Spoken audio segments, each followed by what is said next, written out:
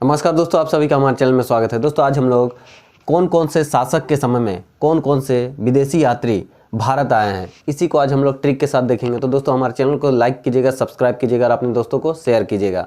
आपको यहाँ जीके और करंट अफेयर से रिलेटेड ट्रिक की वीडियो मिलते रहेंगे। तो चलिए वीडियो शुरू करते हैं। तो देखिए दोस्तों, पहला है मेगास्थनीज। मेगास्थनीज किसके समय में आया है? चंद्रगुप्त मौर्य के समय में आया है। ठीक है, अब देखिए मेगा शब्द जो है आपको कहीं भी नहीं जाना है, जो शब्द है इसी से ही आपको ट्रिक से मैं बता दूंगा। ठीक है, तो देखिए मेगास्थनीज में मेगा शब्द है।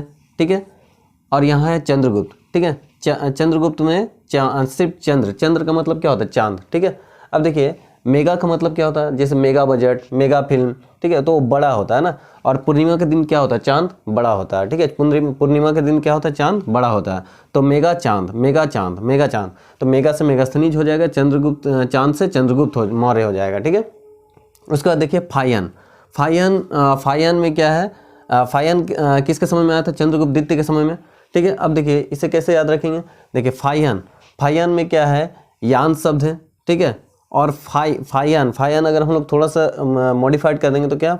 फायन फाड़ के आ गया, फायन फाड़ के आ गया। ठीक है, या फिर यान से क्या हो गया? यान से देखिए चांद है, चांद में हम लोग यान से जाते हैं। ठीक है, यान से जाते हैं और यान के बीचों बीच से ऐसे जब निकलेंगे तो क्या लगता है कि चांद दो भागों में बढ़ गया। ठीक है, चांद दो भागों में बढ़ गया।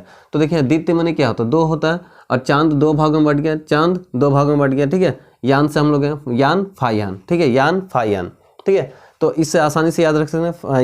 यान से हम लोग जब हम लोग आकाश में जाते हैं, अंतरिक्ष में जाते हैं, तो हम लोग ऐसा लगता है कि चांद को हम लोग दो भाग करते हुए चले गए, है ना। तो दो भाग में चांद को, चंद्र है चांद है, दो भाग है ना। द्वितीय माने दो, तो चांद को दो भाग में बांट दिया, यानी चांद से चंद्रगुप्त हो जाएगा, द्वितीय से दो हो जाएगा ना, दो से द्वितीय हो जाएगा। और यान से क्या है? तो यान से फायन हो जाएगा। ठीक है, तो इस तरह से आप आसानी से याद रखते हैं। तो फायन किसके समय में? चंद्रगुप्त द्वितीय के समय में।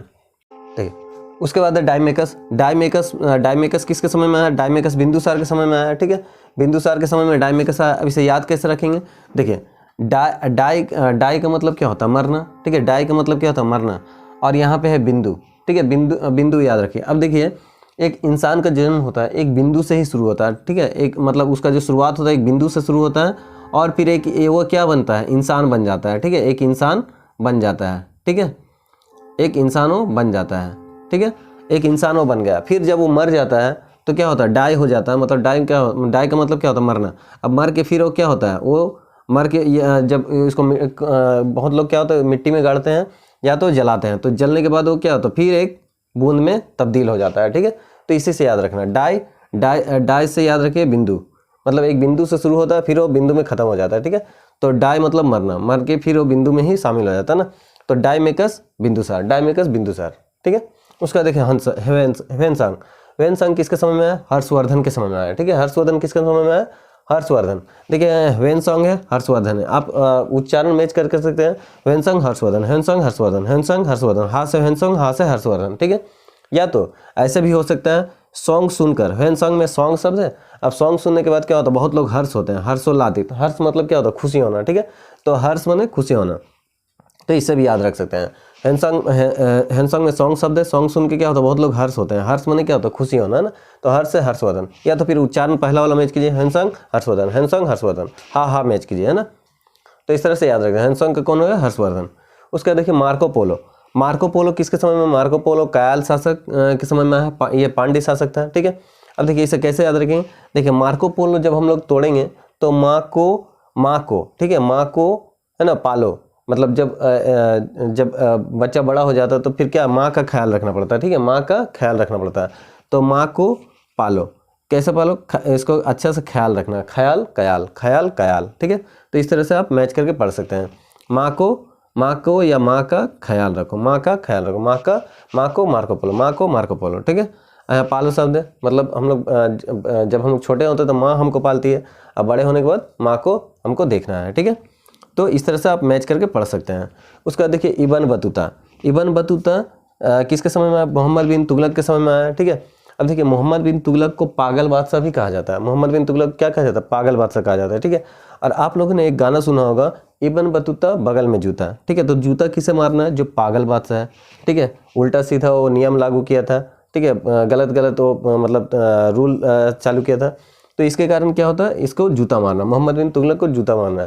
ठीक है, यहाँ जूता मारना किसको, मोहम्मद बिन तुगलक को, क्योंकि ये पागल बादशाह है और इब्न बतूता बगल में जूता। इस ये लाइन आप सेट कर लेंगे, गाना आप लोग सुने ही होंगे, इब्न बतूता बगल में जूता। ठीक है, तो जूता किसे मारना, इब्न बतूता जूता मारेगा किसे मोहम्मद बिन तुगलक को, क्योंकि वो पागल बादशाह है।